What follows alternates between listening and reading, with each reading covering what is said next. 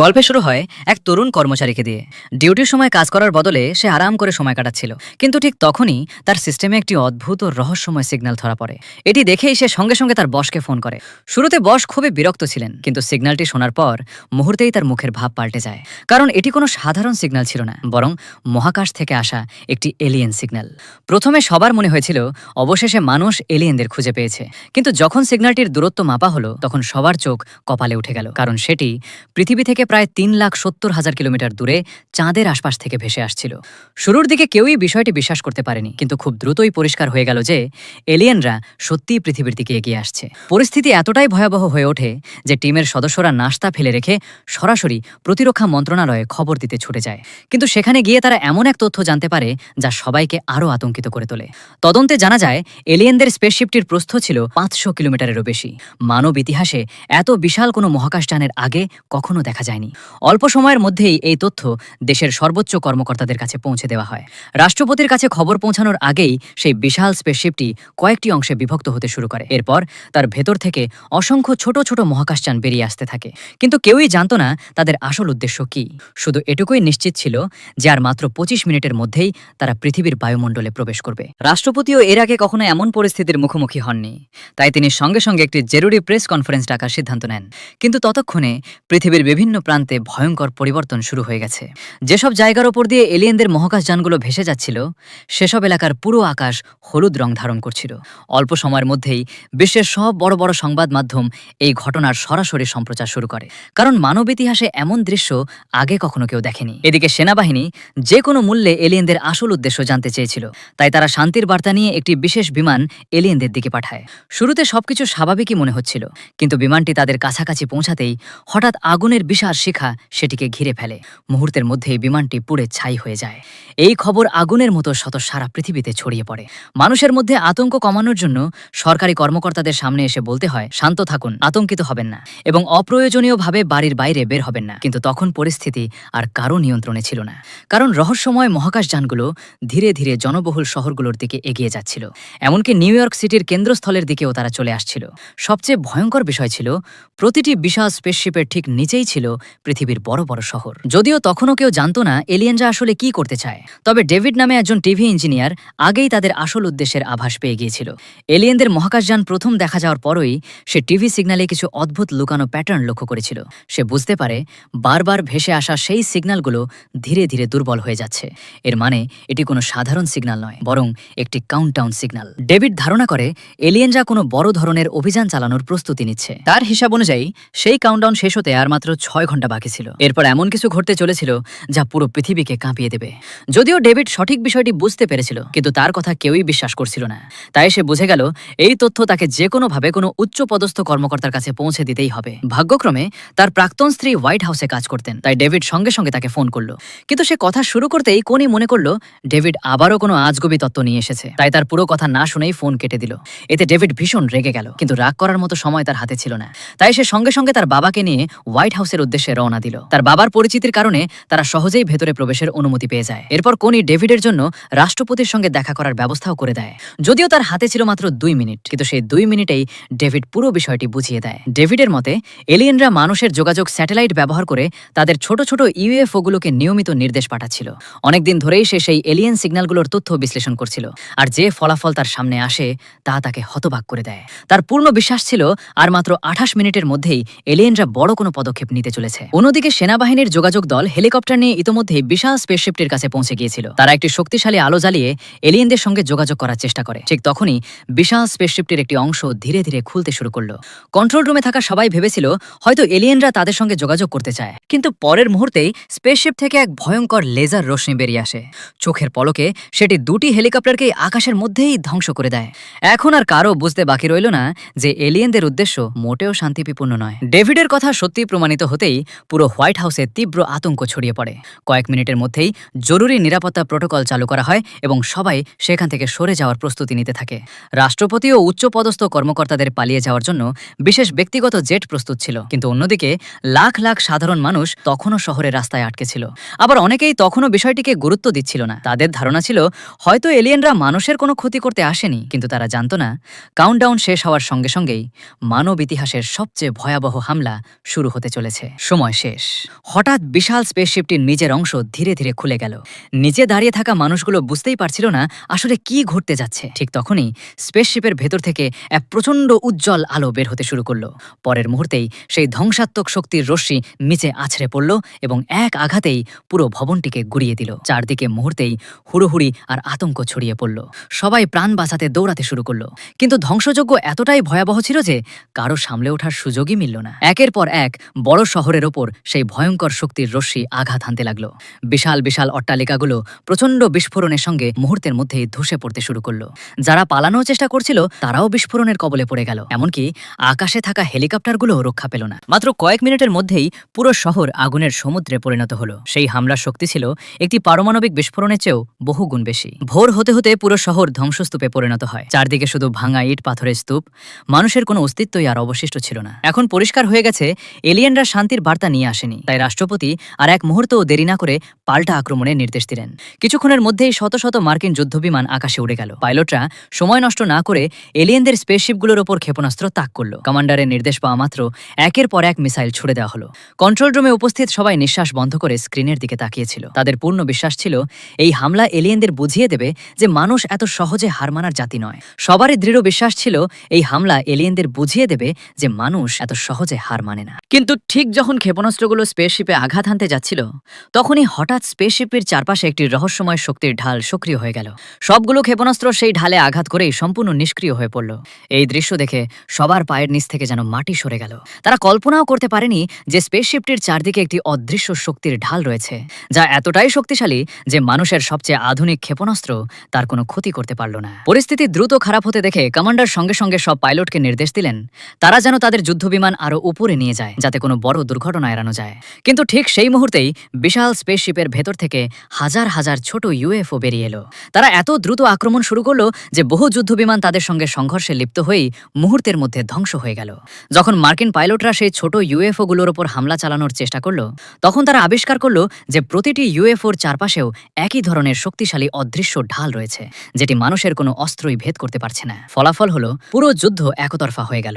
চোখের পলকেই একের পর এক যুদ্ধবিমান ধ্বংস হতে শুরু করলো। যদিও পিছু হটার নির্দেশ দেওয়া হয়েছিল, তবুও নিরাপদে ফিরে আসা ছিল অত্যন্ত কঠিন, কারণ এলিয়েনদের ইউএফওগুলো নিরবচ্ছিন্নভাবে তাদের ওপর আক্রমণ চালিয়ে যাচ্ছিল। এমন সময় উইল এবং তার সঙ্গী কোনো মতে এলিয়েনদের ধোঁকা দিয়ে পালানোর চেষ্টা করছিল। কিন্তু ঠিক তখনই দুটি এলিয়েন ইউএফও তাদের পিছু নেয়। উইল এবং তার সঙ্গী দুজনই ছিলেন অত্যন্ত দক্ষ পাইলট, কিন্তু এলিয়েনদের ইউএফওর হাত থেকে বাঁচা তাদের পক্ষেও সহজ ছিল না।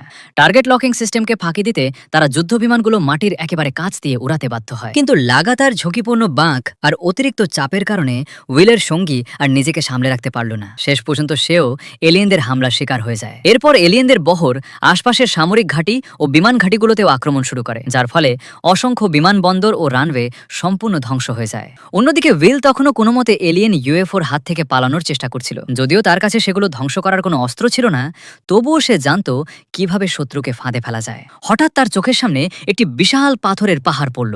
সঙ্গে সঙ্গেই তার মাথায় একটি বিপজ্জনক পরিকল্পনা আসে। যেই ইউএফওটি তার একেবারে কাছে চলে এলো, উইল হঠাৎ নিজের প্যারাশুট খুলে বিমান থেকে লাফিয়ে পড়ল। ইউএফওতে থাকা এলিয়েন কিছু বুঝে ওঠার আগেই খালি যুদ্ধবিমানটি গিয়ে সেই বিশাল পাথরের সজোরে আঘাত করল। পেছন থেকে আসা এলিয়েন ইউএফওটিও দিক পরিবর্তন করতে পারল না এবং পুরো গতিতে পাথরের সঙ্গে ধাক্কা খেয়ে বিধ্বস্ত হয়ে গেল। অবশেষে দীর্ঘ প্রচেষ্টার পর উইল সেই এলিয়েন ইউএফওটি ধ্বংস করতে সফল হলো। এরপর তার আত্মবিশ্বাস আকাশ ছোঁয়া হয়ে গেল। সে একেবারে নির্ভয়ে ধ্বংসস্তূপের কাছে গিয়ে নিজের হাতেই ইউএফওটির দরজা খুলে ফেলল। সম্ভবত ইতিহাসে সেই প্রথম কোনো মানুষ এত কাছ থেকে জীবিত এক এলিয়েনকে দেখল। কিন্তু তখন তার যুদ্ধবিমানটি আর উড়ার মতো অবস্থায় ছিল না, তাই তাকে নিজের প্যারাশুট টেনে হেঁচড়ে অনেক দূর পর্যন্ত হেঁটে ফিরতে হলো। সৌভাগ্যবশত কিছু দূরে সে কয়েকটি গাড়ি দেখতে পেল এবং শেষ পর্যন্ত সেখান থেকে লিফটও পেয়ে গেল। এদিকে অন্যদিকে রাষ্ট্রপতিও একটি রহস্যময় জায়গা এরিয়া 51 পৌঁছে গেছেন। উপরে থেকে দেখলে এটি সাধারণ একটি সামরিক ঘাঁটির মতোই মনে হতো, কিন্তু মাটির অনেক নিচে গোপনে এলিয়েনদের নিয়ে বহু বছরও ধরে গবেষণা চলছিল। সবচেয়ে অবাক করার বিষয় হলো এই গোপন প্রকল্প সম্পর্কে রাষ্ট্রপতিও আগে কিছু জানতেন না। সেখানে পৌঁছেই তার দেখা হয় ডক্টর ওকেনের সঙ্গে। তখন তিনি জানতে পারেন প্রায় 15 বছর আগে আমেরিকা একটি এলিয়েন মহাকাশযান উদ্ধার করেছিল। শুরুর দিকে বিজ্ঞানীরা দীর্ঘদিন ধরে সেই এলিয়েন মহাকাশযানটি নিয়ে গবেষণা করেছিলেন, কিন্তু এর অত্যাধুনিক প্রযুক্তি কেউই বুঝে উঠতে পারেনি। তবে কিছুদিন আগে হঠাৎ করেই মহাকাশযানটির পাওয়ার সিস্টেম নিজে থেকেই চালু হয়ে যায়। যদিও বিজ্ঞানীরা তখনও এর সম্পূর্ণ প্রযুক্তি বুঝতে পারেননি, তবুও অন্তত তারা জানতে পেরেছিলেন এই মহাকাশযানটি কিভাবে উড়ে। এরপর ডক্টর ওকেন রাষ্ট্রপতি ও অন্যদের সেই এলিয়েনটির কাছে নিয়ে যান, যাকে বহু বছর আগে বন্দী করা হয়েছিল। যদিও সে তখন আর জীবিত ছিল না, কিন্তু তার দেহ পরীক্ষা করতে গিয়ে বিজ্ঞানীরা একটি বিস্ময়কর তথ্য জানতে পারেন। তারা আবিষ্কার করেন এই এলিয়েনরা মানুষের মতো কথা বলা বা ভাষা ব্যবহার করত না, বরং তারা টেলিপ্যাথির মাধ্যমে এক মস্তিষ্কের সঙ্গে আরেক মস্তিষ্ককে সংযুক্ত করে যোগাযোগ করত। তবে তাদের কাছে প্রমাণ হিসেবে ছিল শুধু মৃত এলিয়েনদের নমুনা। ঠিক সেই সময় উইল একটি জীবিত এলিয়েনকে ধরে গবেষণা কেন্দ্রে নিয়ে আসে। এই খবর ছড়িয়ে পড়তেই পুরো গবেষণা কেন্দ্রে তীব্র উত্তেজনা সৃষ্টি হয়। ডক্টর ওকেনের কাছে বিষয়টি যেন স্বপ্ন সত্যি হওয়ার মতো ছিল। তিনি সঙ্গে সঙ্গে এলিয়েনটির পরীক্ষা নিরীক্ষা শুরু করার নির্দেশ দেন এবং তার হেলমেট খুলে ফেলার সিদ্ধান্ত নেন। হেলমেটটি কাটা শুরু হতেই সেটি খুলে যায়। তখন সবাই দেখতে পেল বাইরে থেকে যেটিকে তারা এলিয়েনের শরীর ভেবেছিল সেটি আসলে অত্যন্ত শক্তিশালী একটি বিশেষ সুরক্ষা স্যুট। এটি দেখে কেউই বুঝতে পারছিল না উইল কিভাবে মাত্র একটি ঘুষিতে এমন শক্তিশালী স্যুট পরা এলিয়েনকে অজ্ঞান করেছিল। কিন্তু এই সময় কেউই খেয়াল করেনি যে এলিয়েনটি ইতিমধ্যেই জ্ঞান ফিরে পেয়েছে। ডক্টর ওকেন যখন প্রথমবারের মতো তার আসল মুখ দেখলেন, ঠিক তখনই এলিয়েনটি তার মস্তিষ্কের ওপর নিয়ন্ত্রণ প্রতিষ্ঠা করে ফেলল। ধীরে ধীরে এলিয়েনটি তার সুরক্ষা স্যুটের ভেতর থেকে বেরিয়ে আসে। তার প্রকৃত শরীর আকারে খুব বড় ছিল না, কিন্তু সে ছিল মানুষের তুলনায় অনেক বেশি বুদ্ধিমান এবং ভয়ঙ্কর। জ্ঞান ফিরে পাওয়ার পরই সে পুরো ল্যাবরেটরিতে তাণ্ডব শুরু করে দেয়। ডক্টর ওকেন প্রাণ বাঁচিয়ে পালাতে চাইলেও তার আর কোনো সুযোগ ছিল না। মাত্র কয়েক সেকেন্ডের মধ্যেই পুরো গবেষণাগার মৃত্যুর ময়দানে পরিণত হয়। যখন রাষ্ট্রপতি এবং সেনাবাহিনীর উচ্চপদস্থ কর্মকর্তারা সেখানে পৌঁছান, তখন পর্যন্ত পুরো গবেষণা কেন্দ্র ভয়াবহভাবে ধ্বংস হয়ে গেছে। চারদিকে শুধু ঘন ধোঁয়া আর ধ্বংসস্তূপ দেখা যাচ্ছিল। কিছুক্ষণ পর সবাই বুঝতে পারে ডক্টর ওকেন নিজের ইচ্ছায় কথা বলছেন না, বরং এলিয়েনটি কোনোভাবে তার শরীরকে নিয়ন্ত্রণ করে মানুষের সঙ্গে কথা বলছে। রাষ্ট্রপতির মনে হলো এটাই হয়তো আলোচনার শেষ সুযোগ। তার আশা ছিল কথা বলে হয়তো এই যুদ্ধ থামানো সম্ভব। তাই তিনি এলিয়েনকে জিজ্ঞেস করলেন, তোমাদের আসলে মানুষের কাছে কি চাই? তোমরা আমাদের কাছ থেকে কি চাও? কিন্তু কথাটি বলার সঙ্গে সঙ্গেই এলিয়েনটি রাষ্ট্রপতির মস্তিষ্ক দখল করার চেষ্টা শুরু করে। এটি দেখে সেখানে উপস্থিত সবাই আতঙ্কিত হয়ে পড়ে। পরের মুহূর্তেই নিরাপত্তারক্ষীরা আর এক মুহূর্ত দেরি না করে এলিয়েনটির ওপর এলোপাতাড়ি গুলি চালায়। মাত্র কয়েক সেকেন্ডের মধ্যেই এলিয়েনটি মাটিতে লুটিয়ে পড়ে। রাষ্ট্রপতির জ্ঞান ফিরে আসার পর তিনি সবাইকে একটি অত্যন্ত ভয়ঙ্কর তথ্য জানান। তিনি বলেন, এখন তিনি এলিয়েনদের আসল উদ্দেশ্য জেনে গেছেন। আসলে এলিয়েনদের টেলিপ্যাথি ছিল দুই দিক থেকেই কার্যকর। তারা যখন কারো সঙ্গে মানসিকভাবে সংযুক্ত হতো, তখন উভয়ই একে অপরের মনের কথা পড়তে পারত। তাই রাষ্ট্রপতির মস্তিষ্ক নিয়ন্ত্রণ করার সময় তিনিও এলিয়েনদের চিন্তাভাবনা দেখতে পেরেছিলেন। রাষ্ট্রপতি জানান, এই এলিয়েনরা কোনো একক গ্রহের বাসিন্দা নয়। তারা পঙ্গপালের ঝাঁকের মতো এক গ্রহ থেকে আরেক গ্রহে ঘুরে বেড়ায়। যেখানেই তারা কোনো উন্নত সভ্যতার গ্রহ খুঁজে পায়, সেখানেই আক্রমণ চালায়। এরপর সেই গ্রহের সমস্ত সম্পদ ব্যবহার করতে থাকে, যতক্ষণ না সেখানে আর কিছুই অবশিষ্ট থাকে। সবকিছু শেষ হয়ে গেলে তারা পরবর্তী গ্রহের দিকে রওনা দেয়। আর এবার তাদের লক্ষ্য পৃথিবী। এই কথা শুনে সবাই বুঝে গেল মানব জাতির হাতে আর খুব বেশি সময় নেই। অবশেষে বাধ্য হয়ে রাষ্ট্রপতি পারমাণবিক হামলার অনুমতি দিলেন। তবুও সবার মনে একটাই ভয় রয়ে গেল, যদি পারমাণবিক অস্ত্র এলিয়েনদের শক্তির ঢালের সামনে ব্যর্থ হয়ে যায়, তাহলে মানব জাতিকে রক্ষা করার আর কোনো উপায় অবশিষ্ট থাকবে না। অল্প সময়ের মধ্যেই আমেরিকার সবচেয়ে উন্নত যুদ্ধ বিমানটি বিশাল এলিয়েন স্পেসশিপের ঠিক সামনে পৌঁছে গেল। কিছুক্ষণ পর সেখান থেকে একটি পারমাণবিক ক্ষেপণাস্ত্র ছোড়া হলো। কন্ট্রোল রুমে থাকা সবাই নিঃশ্বাস আটকে স্ক্রিনের দিকে তাকিয়েছিল। তাদের বিশ্বাস ছিল এবার আর এলিয়েনদের রক্ষা নেই। কিন্তু বিস্ফোরণের পর যে দৃশ্য সামনে এলো, তা সবার শেষ আশাটুকুও ভেঙে দিল। এত শক্তিশালী পারমাণবিক হামলার পরও এলিয়েনদের শক্তির ঢাল পুরো আক্রমণটিকে নিষ্ক্রিয় করে দিল। এমনকি বিশাল স্পেসশিপটির গায়ে একটি আঁচড়ও লাগলো না। এখন পরিস্থিতি এমন হয়ে দাঁড়িয়েছে যে কারো কাছেই আর কোনো পরিকল্পনা অবশিষ্ট নেই। সবাই মনে করতে লাগলো পৃথিবীর শেষ সময় বুঝি একেবারেই চলে এসেছে। এদিকে ডেভিডের এতদিনের সমস্ত গবেষণাও যেন ব্যর্থ হয়ে গেছে। হতাশ হয়ে সে মদ খেয়ে নিজেকে সামলানোর চেষ্টা করছিল। এটি দেখে তার বাবাও খুব চিন্তিত হয়ে পড়লেন। তিনি ডেভিডকে বোঝানোর চেষ্টা করলেন এবং বললেন, যদি কোনো উপায় না থাকে তাহলে নিজেকে এত কষ্ট দিয়ে লাভ কি? বাবার এই কথাটি শুনেই হঠাৎ ডেভিডের মাথায় এক অসাধারণ পরিকল্পনা আসে। সে সঙ্গে সঙ্গে সবাইকে এক জায়গায় জড়ো করল। এরপর সে একজন অফিসারকে বলল, একটি ইউএফওর উপর একটি কোকের ক্যান রেখে সেটিকে গুলি করতে। সবাই যেমনটা আশা করেছিল, গুলি ছোড়ার সঙ্গে সঙ্গেই ইউএফওর শক্তির ঢাল সেটিকে প্রতিহত করে দিল। এতে কারো তেমন অবাক লাগলো না, কিন্তু তখনও কেউই বুঝতে পারছিল না ডেভিড আসলে কি করতে চাইছে। এরপর ডেভিড কম্পিউটারে কিছু টাইপ করলো এবং অফিসারকে আবার গুলি করতে বলল। এবার গুলিটি ক্যানে লাগতেই সেটি আকাশে ছিটকে উঠল। এই দৃশ্য দেখে সেখানে উপস্থিত সবাই বিস্ময়ে হতবাক হয়ে গেল। কেউই বুঝতে পারছিল না হঠাৎ এমনটা কিভাবে সম্ভব হলো। তখন ডেভিড ব্যাখ্যা করে বলল, এলিয়েনদের প্রযুক্তি মানুষের চেয়ে 1000 বছর এগিয়ে হলেও তাদের পুরো সিস্টেম একটি ডিজিটাল নেটওয়ার্কের মতো কাজ করে। আর যেমন কোনো কম্পিউটার নেটওয়ার্কে ভাইরাস ঢুকে পড়লে পুরো সিস্টেমে সমস্যা দেখা দেয়, ঠিক তেমনি আমি এই ইউএফওর সিস্টেমেও একটি কম্পিউটার ভাইরাস ঢুকিয়ে দিয়েছি। তাই এর শক্তির ঢাল নিজে থেকেই বন্ধ হয়ে গেছে। ডেভিড আসলে প্রমাণ করতে চেয়েছিল যে এলিয়েনদের সিস্টেমও হ্যাক করা সম্ভব।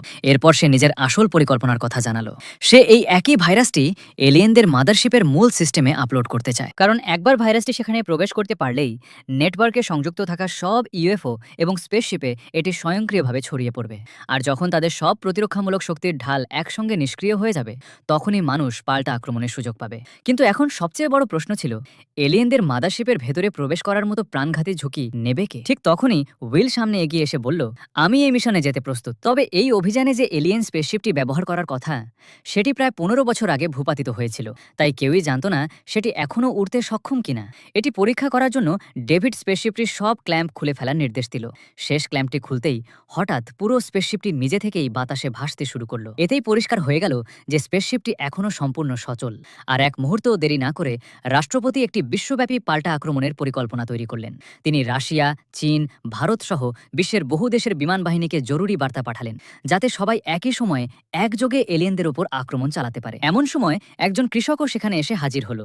সে কোনো যুদ্ধবিমান চালক ছিল না, তবুও সে এই যুদ্ধে অংশ নিতে চেয়েছিল, কারণ বহু বছর আগে এলিয়েনরা তাকে অপহরণ করেছিল। এবার সে তাদের কাছে সেই পুরনো হিসাব চুকিয়ে দিতে চায়। অন্যদিকে চূড়ান্ত হামলা শুরু হওয়ার ঠিক আগে রাষ্ট্রপতি তার জীবনের সবচেয়ে অনুপ্রেরণামূলক ভাষণ দিতে প্রস্তুত হলেন। সবচেয়ে তাৎপর্যপূর্ণ বিষয় ছিল, সেদিনই ছিল স্বাধীনতা দিবস। তিনি সারা বিশ্বের মানুষকে উদ্দেশ্য করে বলেন, আজ পুরো মানবজাতি একই যুদ্ধক্ষেত্রে দাঁড়িয়ে আছে। এই লড়াই কোনো একটি দেশ, একটি পতাকা বা একটি শহরের নয়। এবার হুমকি পুরো পৃথিবীর বিরুদ্ধে। তিনি সবাইকে অতীতের সব দ্বন্দ্ব সংঘাত ভুলে একজোট হয়ে শত্রুর বিরুদ্ধে লড়াই করার আহ্বান জানান। রাষ্ট্রপতির সেই অনুপ্রেরণামূলক ভাষণ সৈনিকদের মনে নতুন সাহস জাগিয়ে তোলে। সবাই চূড়ান্ত যুদ্ধের জন্য প্রস্তুত হয়ে যায়। এদিকে উইল এবং ডেভিড প্রথমবারের মতো এলিয়েনদের স্পেসশিপের ককপিটে বসে, কিন্তু উড্ডয়নের ঠিক আগে তারা একটি ছোট ভুল করে ফেলে। উইল ভুল করে কন্ট্রোল সিস্টেম উল্টোভাবে সক্রিয় করে দেয়। তারপরও সে দ্রুত স্পেসশিপটিকে আকাশের দিকে উড়িয়ে নিয়ে যায়। এলিয়েন স্পেসশিপ চালাতে তার এতটাই ভালো লাগছিল যে সে আকাশে নানা ধরনের কসরত দেখাতে শুরু করে। এতে ডেভিড ভয়ে প্রায় দিশেহারা হয়ে পড়ে। কিছুক্ষণ পর তারা এলিয়েনদের বিশাল মাদারশিপের কাছে পৌঁছে যায়। যতই তারা কাছে যেতে থাকে, স্পেসশিপটি নিজে থেকেই অটো পাইলট মোডে চলে যায়। এরপর সেটি স্বয়ংক্রিয়ভাবে মাদারশিপের ভেতরে প্রবেশ করে। ভেতরে ঢুকে তারা অবিশ্বাস্য সব দৃশ্য দেখতে পায়। শেষ পর্যন্ত তারা মাদারশিপের কন্ট্রোল সেকশনে পৌঁছে যায়। সেখানে হাজার হাজার ছোট এলিয়েন যান সারিবদ্ধভাবে দাঁড়িয়েছিল। পুরো জায়গাটি দেখতে বিশাল কোনো মহাকাশ স্টেশনের মতো লাগছিল। নিজেদের পরিচয় গোপন রাখতে ডেভিড খুব সতর্কভাবে স্পেসশিপের জানালাগুলো বন্ধ করে দেয়, যাতে আশপাশে থাকা এলিয়েন অপারেটররা তাদের দেখতে না পায়। সুযোগ বুঝেই সে নিজের পরিকল্পনা বাস্তবায়ন শুরু করে। সঙ্গে সঙ্গে কম্পিউটার চালু করে গোপনে এলিয়েনদের মাদারশিপের মূল সিস্টেমে ভাইরাস আপলোড করতে থাকে। কিছুক্ষণের মধ্যেই ভাইরাসটি পুরো সিস্টেমে ছড়িয়ে পড়ে, আর সঙ্গে সঙ্গে মাদারশিপের ভেতরে ত্রুটি দেখা দিতে শুরু করে। তখনই নিশ্চিত হয়ে যায় যে ডেভিডের পরিকল্পনা সফল হয়েছে। পৃথিবীতে এই খবর পৌঁছানো মাত্রই সেনাবাহিনী আর এক মুহূর্ত দেরি না করে পাল্টা আক্রমণ শুরু করে। পৃথিবীর বিভিন্ন দেশের যুদ্ধবিমান একযোগে এলিয়েনদের উপর ঝাঁপিয়ে পড়ে। এবার পরিস্থিতি আগের মতো ছিল না, কারণ ভাইরাসের কারণে এলিয়েনদের সমস্ত প্রতিরক্ষামূলক শক্তির ঢাল সম্পূর্ণ নিষ্ক্রিয় হয়ে গিয়েছিল। রাষ্ট্রপতি, যিনি একসময় বিমান বাহিনীর পাইলট ছিলেন, নিজেই প্রথম আক্রমণ চালান। এরপর মুহূর্তের মধ্যেই অসংখ্য যুদ্ধবিমান একসঙ্গে ক্ষেপণাস্ত্র নিক্ষেপ শুরু করে। এতে এলিয়েনদের স্পেসশিপগুলো ব্যাপক ক্ষতির মুখে পড়ে। পরিস্থিতি খারাপ হতে দেখে হাজার হাজার এলিয়েন ইউএফও যুদ্ধে নেমে পড়ে। তবে এবার লড়াই ছিল সমানে সমান। শক্তির ঢাল না থাকায় একের পর এক এলিয়েন স্পেসশিপ আকাশেই বিস্ফোরিত হয়ে ধ্বংস হতে থাকে। তবুও এলিয়েনদের সংখ্যা ছিল অনেক বেশি। কিছুক্ষণের মধ্যেই তারা বিশ্বের বিভিন্ন শহরের ওপর আবারও ভয়াবহ হামলা শুরু করে। অন্যদিকে মানুষের ক্ষেপণাস্ত্র ও গোলাবারুদ ধীরে ধীরে শেষ হয়ে আসছিল। এদিকে বিশাল মাদারশিপটিও এখনও পুরোপুরি ধ্বংস হয়নি। ফলে পরিস্থিতি আবারও মানুষের বিরুদ্ধে চলে যাচ্ছে বলে মনে হচ্ছিল। ঠিক তখনই সামনে এগিয়ে আসে রাসেল নামের সেই কৃষক, যিনি সবসময় দাবি করতেন যে বহু বছর আগে এলিয়েনরা তাকে অপহরণ করেছিল। সে সিদ্ধান্ত নেয় যে কোনো মূল্যে এলিয়েন মাদারশিপের শক্তির উৎস ধ্বংস করবে। কিন্তু দুর্ভাগ্যবশত ঠিক সেই সময় তার যুদ্ধবিমানের ক্ষেপণাস্ত্র নিক্ষেপ ব্যবস্থা বিকল হয়ে যায়। ফলে ক্ষেপণাস্ত্র ছোড়াই সম্ভব হয় না। তবুও রাসেল হাল ছাড়েনি। সে আগেই মৃত্যুকে মেনে নিয়ে এই যুদ্ধে নেমেছিল। নিজের পরিবার, নিজের পৃথিবী এবং বহু বছরের প্রতিশোধের কথা মনে করে এক মুহূর্তও দ্বিধা না করে সে নিজের যুদ্ধ বিমানটি সরাসরি এলিয়েনদের মাদারশিপের শক্তির উৎসের দিকে চালিয়ে দেয়। মাত্র কয়েক মুহূর্তের মধ্যেই প্রায় 500 কিলোমিটার চওড়া সেই বিশাল স্পেসশিপটি প্রচণ্ড বিস্ফোরণে সম্পূর্ণ ধ্বংস হয়ে যায়। মিশন সফল হওয়ার সঙ্গে সঙ্গেই কমান্ড সেন্টার থেকে উইল ও ডেভিডকে দ্রুত ফিরে আসার নির্দেশ দেওয়া হয়। কিন্তু ঠিক তখনই নতুন এক বিপদ দেখা দেয়, কারণ তাদের স্পেসশিপটি তখনও এলিয়েনদের বিশাল মাদারশিপের ভেতরেই আটকে ছিল। দুজনই মাদারশিপ থেকে বের হওয়ার জন্য সম্ভাব্য সব চেষ্টা করতে লাগলো, কিন্তু কোনো উপায়ই কাজ করছিল না। ঠিক সেই সময় এক এলিয়েনের নজর তাদের উপর পড়ে যায়। সে শুধু একটি নির্দেশ দিতেই স্পেসশিপের জানালার সুরক্ষা কভার নিজে থেকেই খুলে যায়। বিপদ বুঝতে পেরে উইল এবং ডেভিড সঙ্গে সঙ্গে লুকিয়ে পড়ে, কিন্তু এলিয়েনরা মোটেও বোকা ছিল না। পরের মুহূর্তেই তাদের খুঁজে বের করার জন্য একটি বিশেষ অনুসন্ধান দল পাঠানো হয়। এখন পরিস্থিতি দেখে মনে হচ্ছিল তাদের জীবিত বেরিয়ে আসা প্রায় অসম্ভব। তাই তারা সিদ্ধান্ত নিল, যদি মরতেই হয় তাহলে শত্রুকেও সঙ্গে নিয়ে মরবে। এক মুহূর্ত দেরি না করে তারা পারমাণবিক পারমাণবিক ক্ষেপণাস্ত্রটি ছুড়ে দিল। সেটি সোজা গিয়ে এলিয়েনদের কমান্ড সেন্টারের ভেতরে ঢুকে পড়ল, কিন্তু বিস্ফোরণ ঘটার আগেই পুরো মাদারশিপ প্রচণ্ডভাবে কাঁপতে শুরু করলো। সেই প্রবল ঝাঁকুনিতে তাদের স্পেসশিপের নিয়ন্ত্রণ ব্যবস্থা এলোমেলো হয়ে যায় এবং সেটি মাদারশিপের নিয়ন্ত্রণ থেকে মুক্ত হয়ে যায়। এটি দেখে দুজনের বুক থেকে যেন বড় একটা পাথর নেমে গেল। তবে সেই স্বস্তি বেশিক্ষণ স্থায়ী হলো না, কারণ পারমাণবিক বোমাটি বিস্ফোরিত হতে তখন আর মাত্র 30 সেকেন্ড বাকি ছিল। তাই উইল এবং ডেভিড আর এক মুহূর্তও দেরি না করে সেখান থেকে পালিয়ে যাওয়ার সিদ্ধান্ত নিল। তারা সর্বোচ্চ গতিতে মাদারশিপের ভেতর থেকে বেরিয়ে আসতে লাগলো। সৌভাগ্যবশত এলিয়েন স্পেসশিপটির গতি ছিল অবিশ্বাস্য রকম দ্রুত। যদিও তাদের পেছনে একের পর এক এলিয়েন যুদ্ধযান ধাওয়া করছিল, তবুও তারা কোনো মতে সবার হাত এড়িয়ে মাদারশিপের বাইরে বেরিয়ে আসতে সক্ষম হয়। আর ঠিক তখনই ঘটল সেই ঘটনা যার জন্য পুরো পৃথিবী অপেক্ষা করছিল। পরের মুহূর্তেই বিশাল এলিয়েন মাদারশিপটি এক ভয়ঙ্কর বিস্ফোরণের সঙ্গে আকাশে উড়ে গেল। সেই বিস্ফোরণের সঙ্গে সঙ্গে এলিয়েনদের পুরো নিয়ন্ত্রণ ব্যবস্থা মুহূর্তের মধ্যেই ধ্বংস হয়ে যায়। মাদারশিপ ধ্বংস হওয়ার পর পৃথিবীতে থাকা বাকি সব এলিয়েন স্পেসশিপও একের পর এক ভূপাতিত হতে শুরু করে। মাত্র কয়েক মিনিটের মধ্যেই বিশ্বের ইতিহাসের সবচেয়ে বড় যুদ্ধের সমাপ্তি ঘটে। অবশেষে মানুষ সেই যুদ্ধ জিতে যায়, যেটিকে একসময় সম্পূর্ণ অসম্ভব বলে মনে করা হচ্ছিল। অন্যদিকে উইল এবং ডেভিডও নিরাপদে পৃথিবীতে ফিরে আসে। আর এভাবেই শেষ হয় ইন্ডিপেন্ডেন্স ডে সিনেমার এই দুর্দান্ত গল্প। ভিডিওটি আপনাদের কেমন লাগলো অবশ্যই কমেন্টে জানাবেন। আর যদি আমাদের চ্যানেলে নতুন হয়ে থাকেন তাহলে ভিডিওটি ভালো লাগলে লাইক, শেয়ার এবং সাবস্ক্রাইব করতে ভুলবেন না। ধন্যবাদ। আবার দেখা হবে পরবর্তী ভিডিওতে।